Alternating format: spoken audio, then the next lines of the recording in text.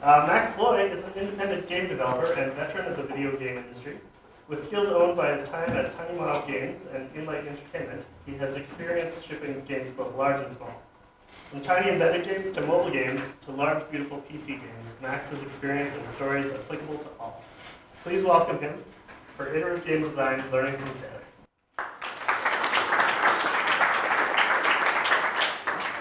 Hello.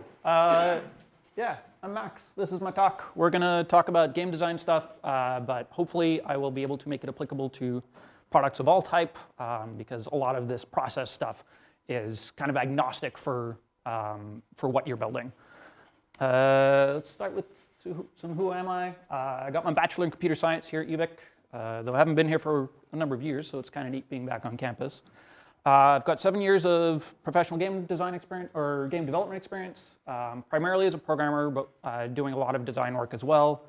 I started at CBIS Visual Technology, worked at Inlight, TinyMob, as mentioned. I've done some contracting, and then also for the past year and a half, I've been full-time at my small independent company, Fancy Skeleton Games. I'm going to run through some things I've made. At Inlight, I was the programmer on Bug Genius and Stretchy Monkey, and up in the top right is Bungee Pigs. The bottom two are embedded games for Leapfrog kids' mobile tablets, which was a very interesting problem. The top one is a mobile game. I spent 3.5 years at TinyMob Games shipping some really neat stuff. We made a game called Tiny Realms, which was another mobile game, very Clash of Clans-like. They gave us an award for it, which was really nice of them. And we also spent a bunch of time making a game called Merc, which was a real-time tactical squad-based game for PC and Mac.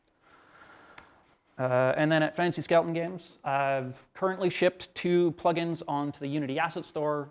These are definitely smaller projects than being able to work with a full team, but they work for me. NameGen Toolkit is a system for handling text-based random generation, so names, titles, things like that. Perlin Node is a visual editor for Perlin Noise, which is a really useful procedural generation technique. You can buy them now. But we're here to talk about things that I'm not good at. Mostly I went in depth there a bit more than I usually do, because I'm going to spend the rest of this talk talking about things that didn't turn into successful products. So I wanted to preface with the fact that I do actually know how to create a successful product, and I'm familiar with the process. So I'm not just somebody who's done a bunch of bad things. I'm going to talk through 7 prototypes that I've made in a sort of post-mortem style. This is encompassing work that I've been doing for about 4 or 5 years. I think the first one I'll talk about is from 2014, when I was still at TinyMob. For each of these, I spent between sort of 1 and 6 months working on them.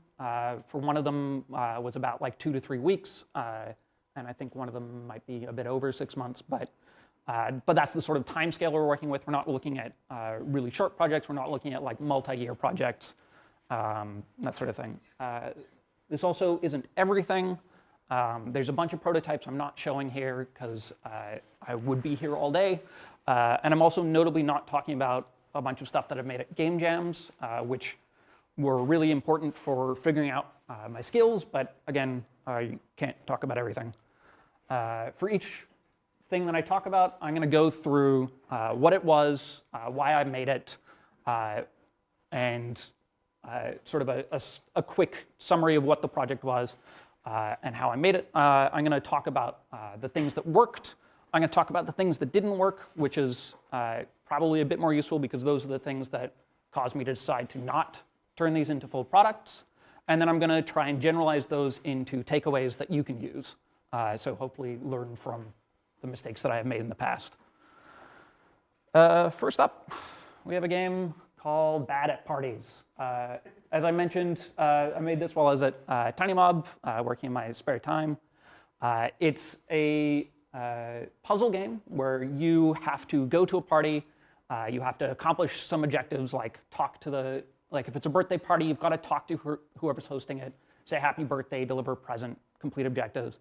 But the kicker is that while you're standing next to people, your anxiety level rises and eventually you explode.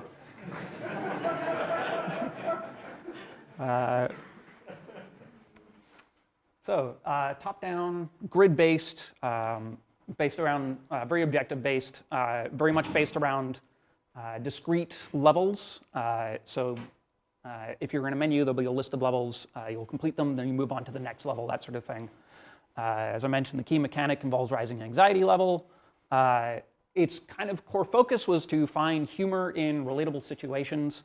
This is a topic that I got a lot of very interesting feedback on. And at its core, it's a puzzle game. It's not an action game or anything. It's about sort of trying things multiple times, that sort of thing. Notably, what ended up happening is people basically just hid in the bathroom the entire time. Pictured here, the bathroom. What worked? There was a very strong, relatable theme. The branding was really good. Bad at Parties is a very good name. Names are hard, so when you get a good name, they're good. The mechanic, pretty easily understandable. You all kind of got it by just seeing that GIF, which is really useful for communicating what your project is. It's got a clean, evocative art style, which is easy to replicate and easy to create assets for, which when you're a small developer like me is very important. And it's probably the most sellable pitch I've come up with.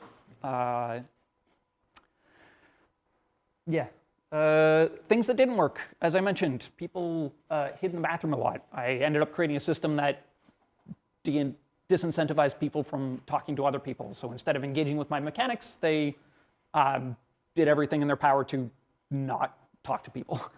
In addition, the design for levels that I was using was essentially just take the floor plan of a building, that's my level, and floor plans have a lot of thought that go into them, but they make for bad video game levels because they're designed for something completely different.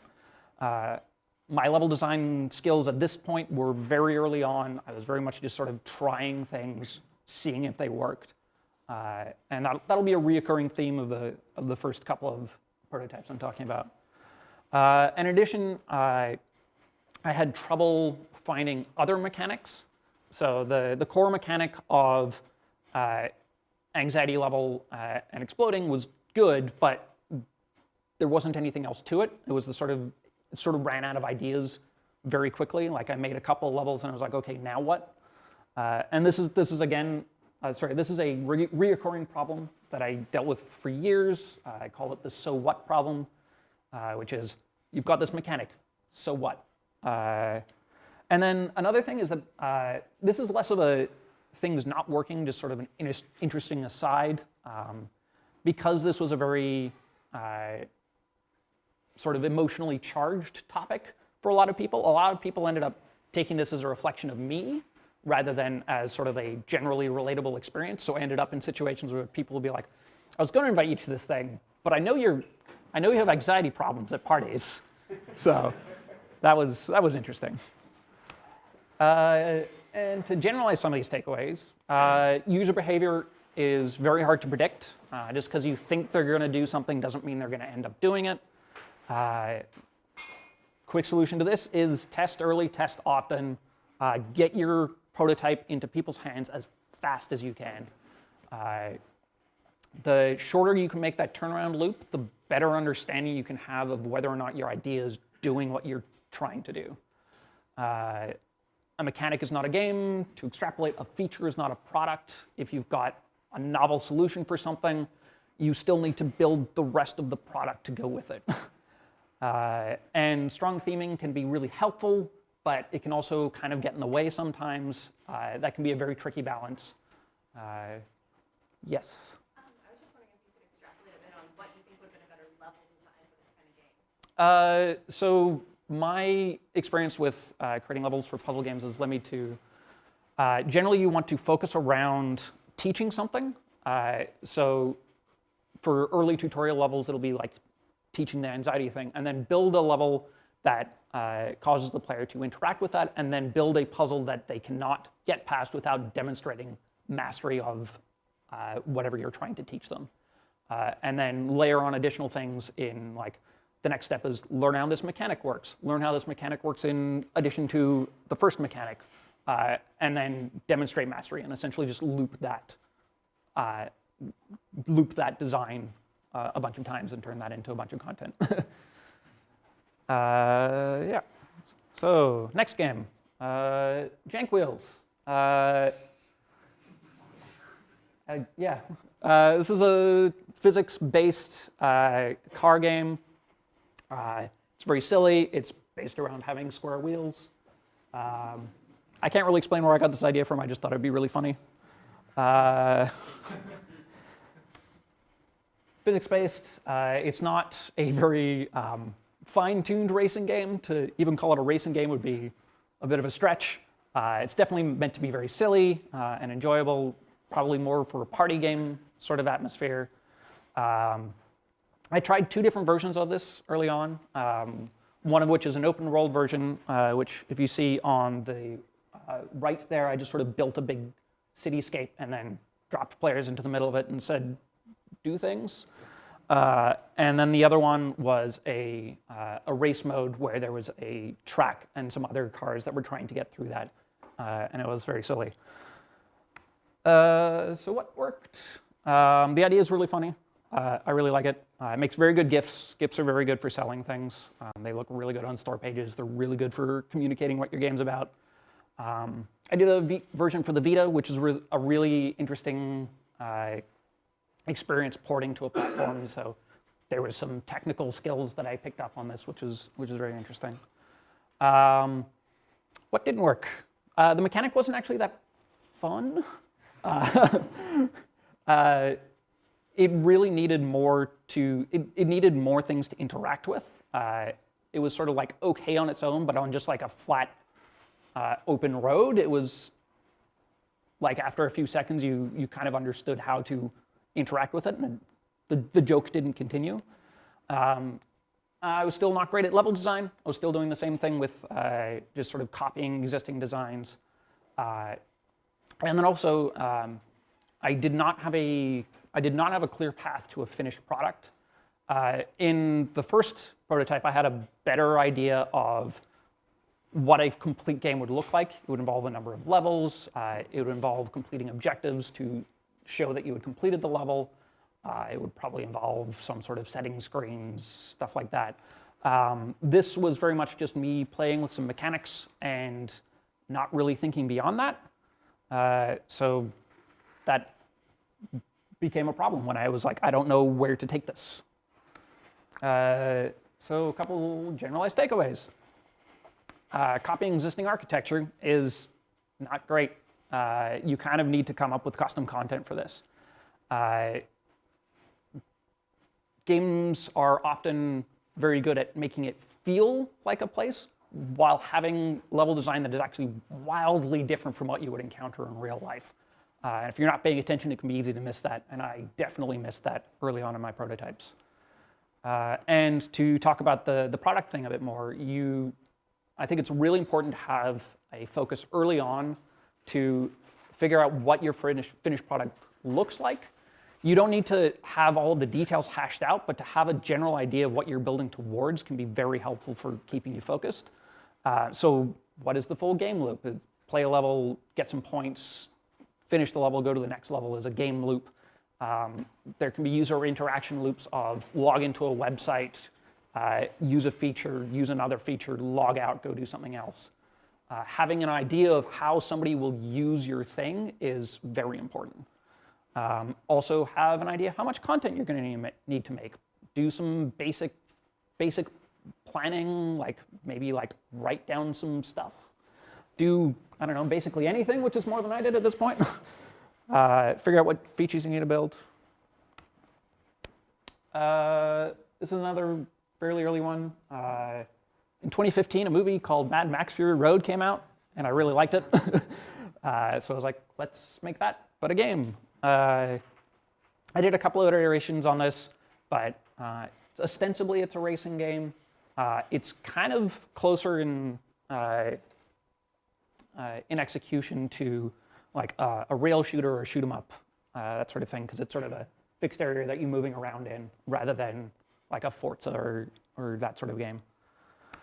Very arcadey, had a combat system for different weapons or just pushing people into walls and stuff like that. As I said, very inspired by Mad Max. What worked? I made some neat tech for this. There was an infinite runner style repeating map of tiles that would replace themselves, so that you would always have like a track that would keep going. I built a really neat AI system for this for the enemies that was based off of a neural net that I would just run through the map a whole bunch and train this AI on it. And that was really fun, building that. The core combat loop was kind of fun, but as we get into what didn't work, still very unfocused. I never really found a good loop. It's got this sort of infinite runner style thing, but it wasn't sort of difficult and demanding the way infinite runners are. I didn't really know what a level would look like, that sort of thing. Still struggling with that so what problem. Generalized takeaways. This one was mostly just a way for me to learn a bunch of interesting tech, like the repeating procedural levels, messing with neural nets. And I think prototypes can be a really good format for learning skills if that's what you want to take away with it. So I never really had a plan to take this into a full product, but I learned a bunch of interesting stuff out of it, and that was good enough for me to go, I got something out of this, let's move on. And also neural networks are really cool. If you ever get a chance to mess with them, please do. They're a lot of fun. Yeah. So this was the first prototype that I worked on when I became fully independent last year sometime. It's called Neo-Venezia. It's a VR game. It's very atmospheric. As you can see, my art skills have gotten a lot better over the intervening 2 years. If you look down on the bottom right, that's the player's view. You're on the bridge of a small ship. It's designed for room scale VR, Vive and Oculus specifically, with hand controls, so you move the big wheel, you've got a big throttle, that sort of thing. Here's some more art from it, because these don't come through super great, but trust me, it's very pretty. So, core mechanic, you pilot a small ship through a sinking city, you're fighting other scavengers in boats. A very early version of this was set in space, but I had everything sort of locked to a 2D plane, so I shifted the art style and setting to this water-based thing to better explain the mechanics without having to actually do tutorials and stuff like that. You can use art style and existing theme to get across a lot of ideas, which is a useful design technique. It's a VR game designed for room scale, notably not designed for mobile VR experiences. It's not designed for controller. It's not designed for mixed reality. It's not designed for AR. It is specifically designed for Vive and Oculus. It's got this neat locomotion mechanic. Locomotion is an ongoing problem in VR where VR developers want you to explore. Sorry? VR developers want you to explore a large world, but your living room is only so big. So the question is, how do you move somebody around without making them nauseous or breaking immersion or that sort of thing? And so the way that I came up with it was to put you in the bridge of this ship, and that would be your living room. Like, your living room would essentially turn into the bridge of this ship. And then you could see the world moving outside of you, but having that concrete, not moving interior of the ship solved a lot of the problems with nausea from forced movement in VR. So I think this is a really neat solution. I'm kind of shocked more people aren't doing it, but here we are. It's also, it was a very atmospheric game. At this point, I had started to figure out how to nail tone and atmosphere and make a very evocative setting. So I think that worked really well. What worked? The tone and the theme worked really well. I mentioned I wasn't going to talk about jam games, but there was a jam game right before this that I did that had a very similar tone but wildly different mechanics. And I was like, I want to do that, but in VR. So just took a bunch of that and translated that in here, and it worked really well. The locomotion and the combat mechanics were a lot of fun. Because the cannons were on the side, you were sort of balancing between looking in front of you while you're driving and looking to the side, trying to line up shots, and that worked out really well. Downsides. Creating content was very slow. I am not a 3D modeler. I can do some basic 3D modeling, but I'm very slow at it. So basically, it's a scenario of either I can take forever making this content or pay a bunch of money to have somebody else make this content. And as a small developer, that's not really an option for me. And then also, I kind of couldn't get anyone to test it because I have maybe 6 or 7 developer friends with Vives that will test basically anything I give them. But even with that, there was a lot of like, I need to go dig my VR unit out of the closet. And then they never got around to testing it. So even for people that are invested in a product, VR, there's still a big onboarding difficulty for VR things, even when somebody's already spent thousands of dollars on a VR headset and a high-end computer. Some generalized takeaways. Sometimes the idea is really good, but things still don't work out, and that's okay. VR is really tough. It's a very tough space. It's a very expensive space. It's a constantly changing space. Where VR is now is very different from where it was a year ago, and when you're dealing with long development times, being able to account for a volatile platform can be really tough and maybe not a great idea. Maybe find a different platform. And then also, this is where I started delving into prototypes, not just for testing ideas, but also for testing process. I built a bunch of 3D models for that and looked at sort of how long that took me, how long did it take me to build levels, and then from there I can sort of extrapolate to how much time would it take me to make content for this game. So it was more than just, does this idea work, but does the platform work? Does the market want this idea? How long will it take me to build this? That sort of thing. Yeah, it's Jank Wheels again. There's about a 3-year gap between these two versions of it. So at a certain point, I was like, this VR thing isn't super working out. I'm going to go back to an older idea that I had, but with a bunch of the skills I've developed in the meantime.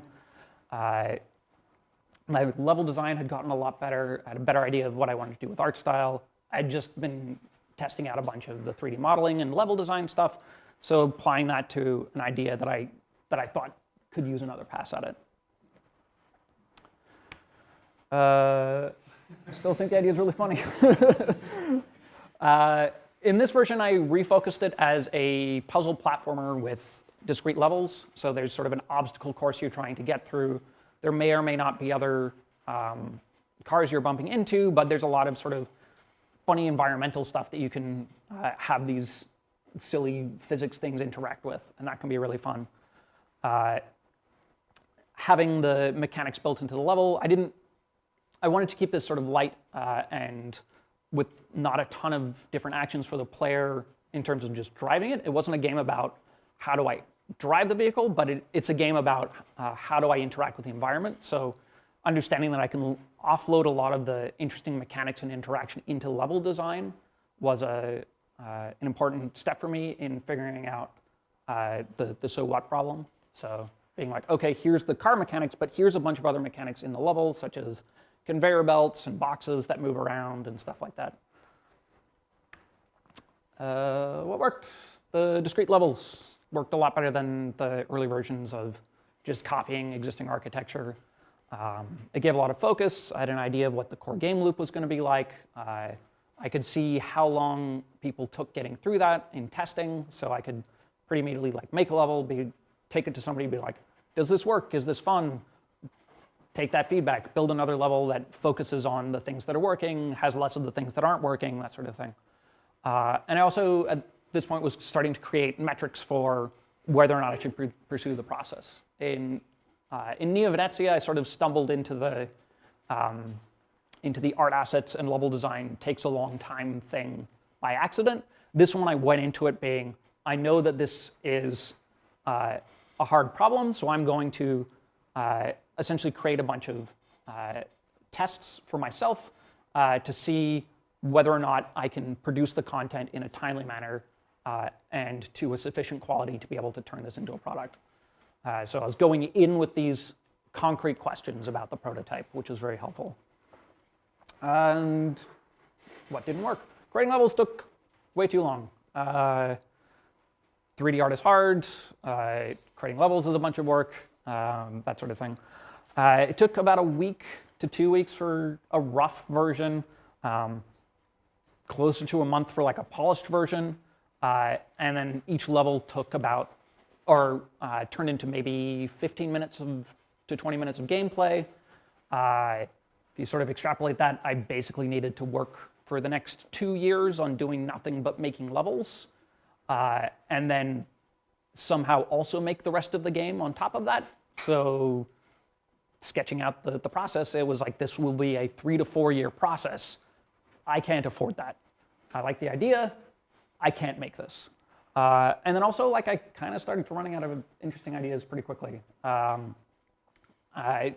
a bunch of stuff into the level was very helpful, but it's still a fairly limited mechanic, and it definitely needs some more things on top of it to make the idea last for the amount of content that people sort of demand out of a fully realized product. Takeaways. Test out your content pipeline. If you're planning on making a bunch of levels, make a level, figure out all the stuff you need to make that level. In game design, we have the concept of a vertical slice, which has all of the features built to the standard of quality for your shipped product. See how long that takes you. Extrapolate from there to see how long the entire project is going to take you. Times that by an amount of money. See what your budget is. And have metrics going in for what you want your product to be. Be like, I need this to be a 10-hour experience. I need to be on these platforms. This is going to take this long for me to build these things. Have those questions set up before you go in, and that will let you focus a lot better on answering those questions quickly instead of sort of just fumbling around like I did early on. This one, out of time and space. This is a pretty simple little asteroids alike wave shooter arcade game.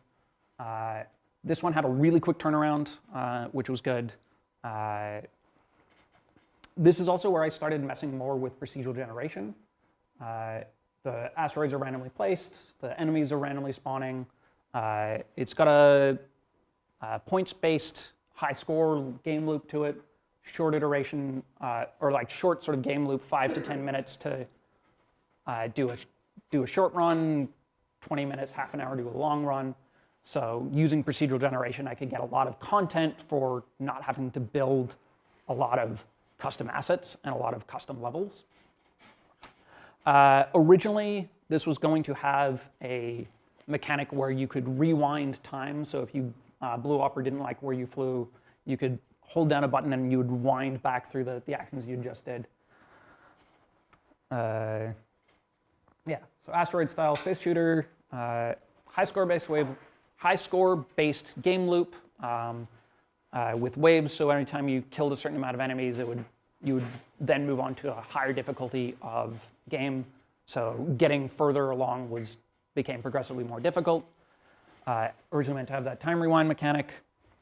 I spent a very short turnaround on this, which was useful. And procedural content. Procedural content is very useful. What worked? Asteroid's a really quick game to build. It's a really well understood game. People know what it's about. If you want to make a tutorial, it's a very good game to start with. I came up with a gameplay loop that was reasonably fun. Procedural content was very effective. What ended up not working was the rewind mechanic. It became very clear very quickly that layering on an additional feature on top of this would have been just way too much for the player to deal with. The idea made sense in my head, but once you started playing with it, was just very clear that this idea wasn't going to work. And then if I don't have that mechanic, there's 100 of games like this. So yeah, maybe don't make things that other people have already made. Sometimes the idea is not good, and that's fine. That's what prototypes are for. You've got a good idea, you want to know if it works, make a prototype, figure out if it works. If it doesn't, stop making the thing. Having a really short turnaround to seeing if the idea is good is really valuable. Lets you move on to the next thing as fast as you can. And you also just sort of, the more you prototype, the better you get at it. The more used you get to asking the questions ahead of time, figuring out whether or not you can answer those questions, figuring out what sort of things you need to do. You learn how to figure out that stuff earlier on in the process the more times you practice this. I should really have gotten some water. Fortune on the Final Frontier. This is a game that I was making up until probably about May this year, started it sometime last year. This is me really diving into the procedural generation aspect that I was really enjoying from the prototypes from before. This is a single-player space trading game built on the dream of wanting to be like a Han Solo type or a Malcolm Reynolds type, not doing a lot of combat-focused stuff, which is the focus of a lot of space games. So this is about more avoiding combat, making good deals, smuggling things, avoiding getting detected, making money where you can, but things going wrong, that sort of thing. So, space trading game. Had a core loop where you bought and sold goods. You sort of buy low, sell high. You take passengers from one place to another. You come up with a plan of like, I'm going to go over here and sell these things, so I'm going to fill up my hold because I happen to be going in that direction anyways. I'm going to see who else is going in that direction, see how much money I can make, and then spend that money on upgrades and try and compete against computer players that are also doing the same thing. So there was thank you. So there was a balance between spending your money on upgrades versus trying to accumulate enough money to, once you got to a certain amount of money, the game would end and you would win. If one of the AI players got there first, you would lose, so you had to balance between spending money on upgrades, which would let you get more money in the future, versus the fact that you actually need the money to win. Had a very procedural game map. If you've done sort of university level math, there's a lot of like graph theory involved in this, graph traversal things that is kind of really enjoyable. It had a very neat time mechanic, still messing around that time-based idea. Basically, when you're at a location, time would move very slowly, but wouldn't be actually paused. And then when you move to a new location, time would speed up. You'd see things moving around on the map. And then when you arrive, time would slow back down. But it lent a very good feeling of making the world feel like it was alive, that it wasn't just paused all the time when you were figuring stuff out. It felt like there was pressure from other people going out and maybe scooping you on deals, that sort of thing. And then it became the basis for my current project, which I'll talk about very briefly while I have a drink of this water.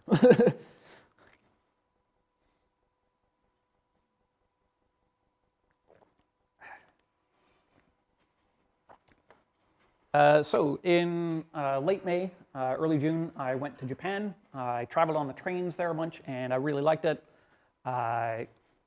And while I was there trying to figure out the Tokyo subway network and the subway networks of other cities, I found that a really pleasing puzzle to solve. And I was like, what if I could turn this into a game? What if I already had a game that was based off of nodes with lines connecting them and things moving around on them? What if I just took all of those things, made a new game with that? So that's what I'm currently working on. I like it a bunch. Follow me on Twitter for good gifts. That's my plug.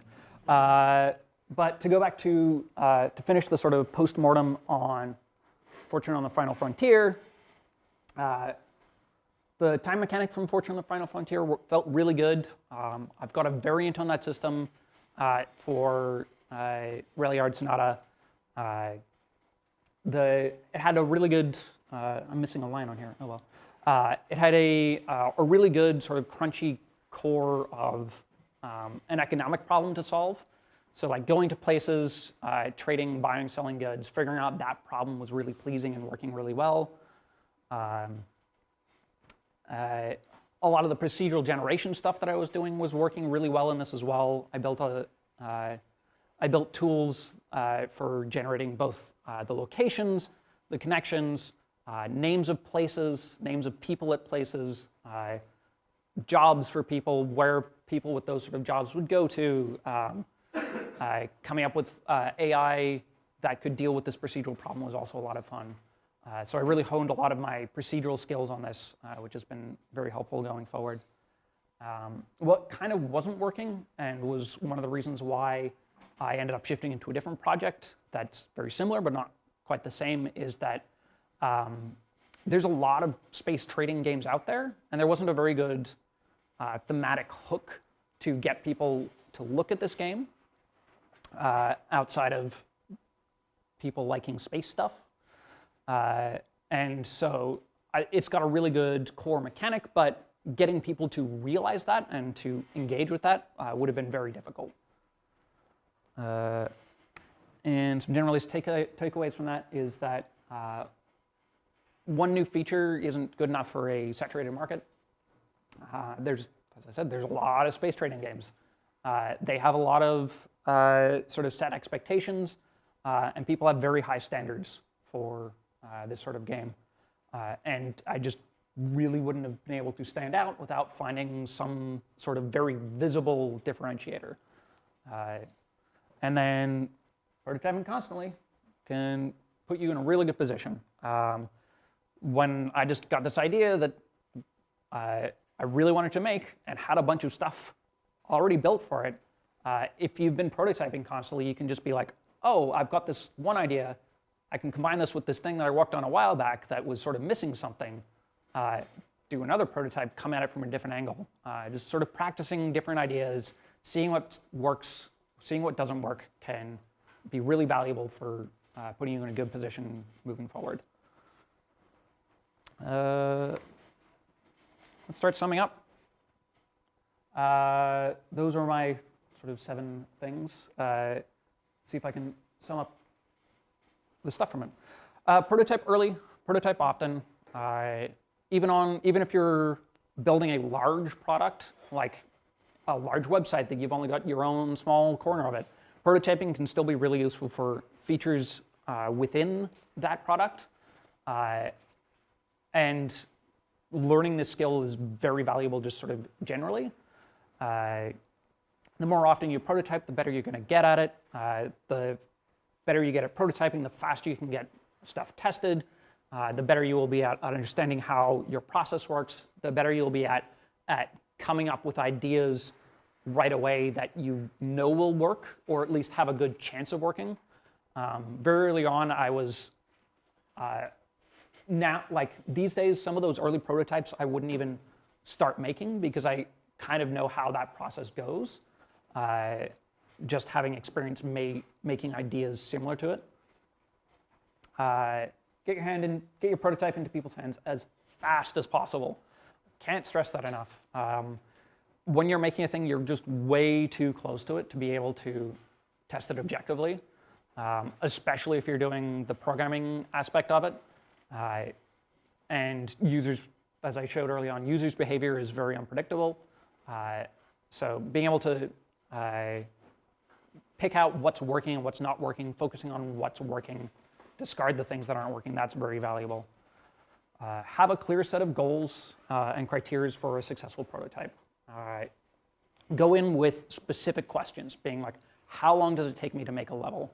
How long does it take for me to, I don't know, create a new listing or add a feature to this website, that sort of thing.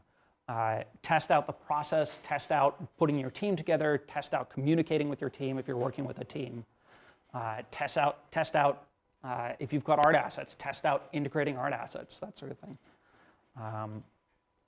If you're wanting to work with the technology, test out that technology. Figure out all the stuff that you're going to need to build your product. Don't worry as much about the technical problems. You don't need to solve everything in your prototype. Often it can be enough to know this is something that we will probably be able to solve, but based off of this prototype, we're reasonably certain we can solve it. We don't currently have that solution. It'll take time to build. That's a very reasonable outcome for a prototype. But do worry about process problems. If you're like communicating with people and it takes like a 2-week turnaround time for any time you have to get approval on something, or if creating something just takes way too long, or if your team just isn't working well together, that sort of thing. Figure out that stuff as early as you can, because those are the sort of things that are going to cause you a lot of problems in the long term, and prototyping is really good for identifying those problems early on. Find what you can work well on, work on what you can't. This is more than just find good ideas that work in general. It's about finding good ideas you can make and your team can make. There's a lot of really good 3D games out there. I am not good at them. Those games are very popular. I'm not going to make them. What I can do is I can make very atmospheric games. I can execute on that very well. I can make good procedural stuff. I can execute on that very well. So I build prototypes that focus on that. I work around the problems that I've identified with other prototypes to have a better idea going forward what I'm going to be able to make, and be able to repeat this process. Prototypes that don't turn into things are not failures. I call this learning from failure, but I honestly believe that all of these prototypes were successful in some way. There's always something to learn from a prototype, even if everything goes wildly wrong. You can always learn from your mistakes, move forward, and not make those mistakes in the future. And I still really wish I could make all of these. Reoccurring theme as I was writing this talk was coming with the new ideas on how to go back to the old thing and fix it. But I need to make new things. I can't make 7 games at once or 20 games at once or whatever it is. That's basically it. That's my talk.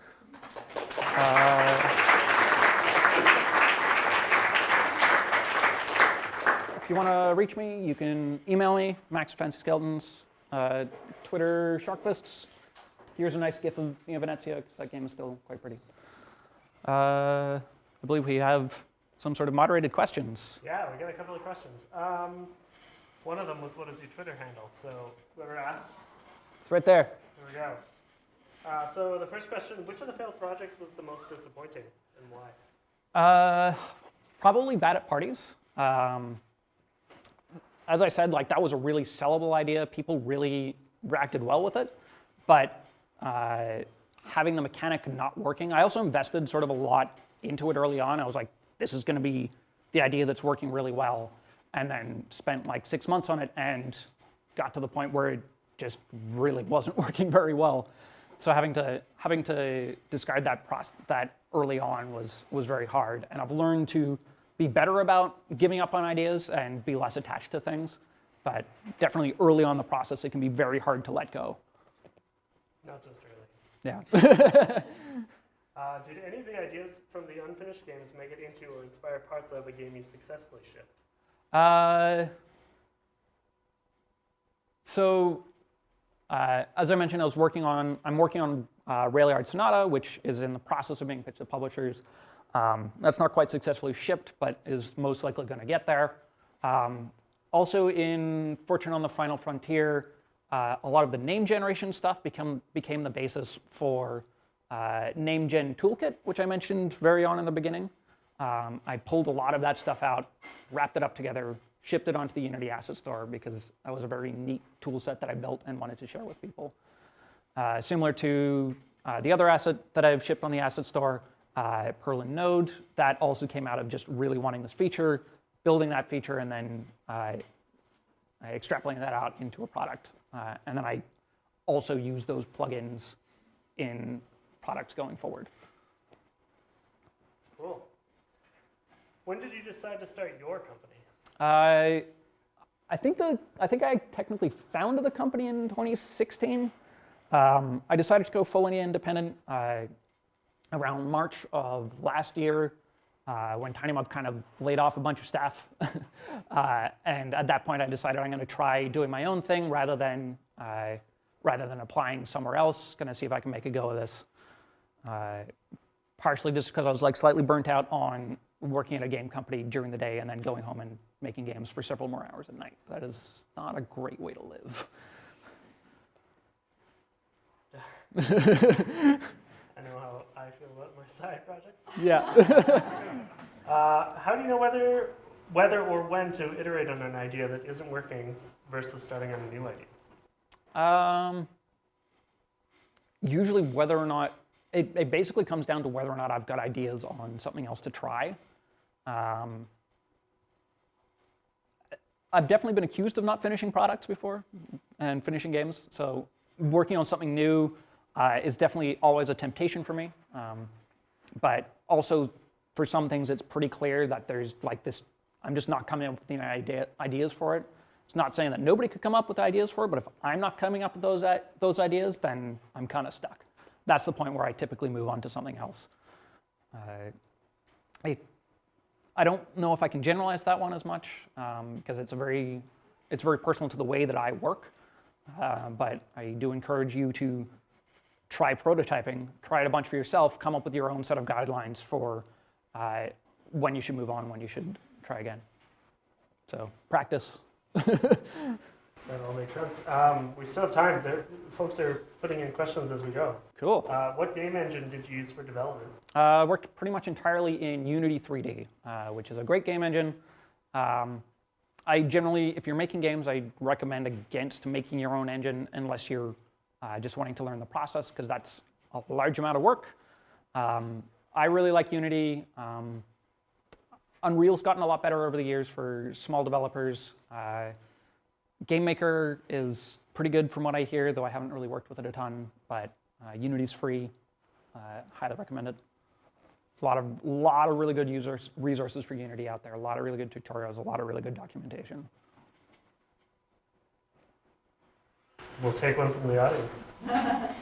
So you said to get people to try the prototype early. I'm curious, when you do that, how much background do you give them? Do you try to just kind of hand it to them and watch what happens? Or what exactly are you trying to learn? So my process usually starts with being as hands-off as I can be to see where people end up stumbling with the flow. So it'll usually be like, sit a person down and be like, here's my laptop, go. I'm not saying anything else. Occasionally I'll give like a very short, like 1 or 2 line sort of pitch on it, because usually users will have heard about your product before, and so I try and give the sort of information that they would reasonably know going into it.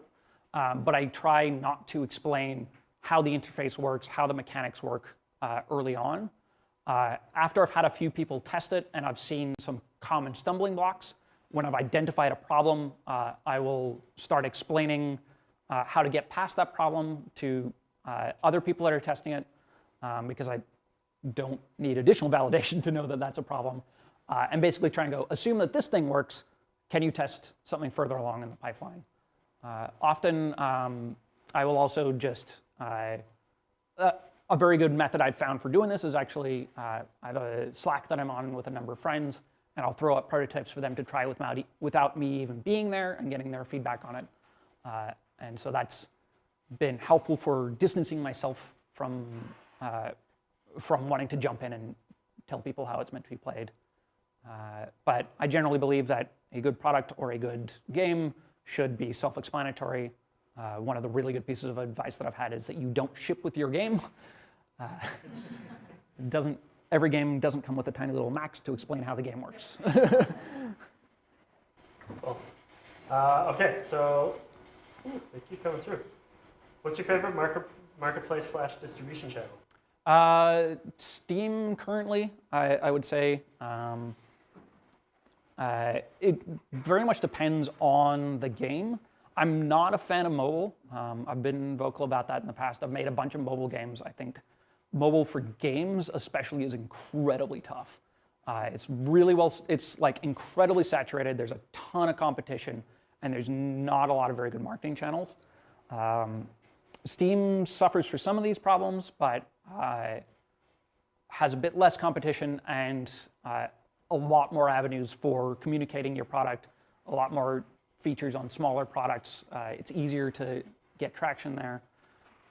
For if you're doing a really small thing, you just want a couple people to test it, you just want to release it for free, I highly recommend itch.io. That's a really good indie platform. There's a lot of really interesting games on there, and it can be really good practice for shipping onto something before shipping onto something like Steam. Steam's got a lot of hurdles, like you need to talk to people, you need to figure out their pipeline, you need to figure out their tools, that sort of thing.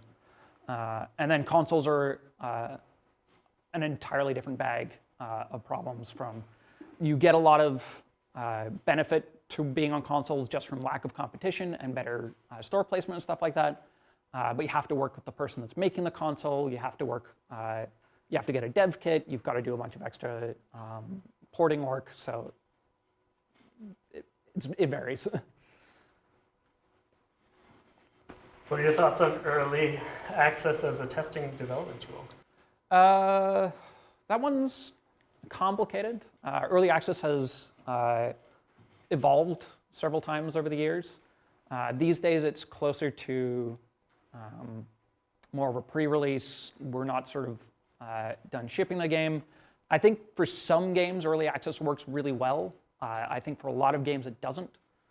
Anything that's story-based, anything that's very sort of emotional or narrative-driven, I don't think is a great fit for early access.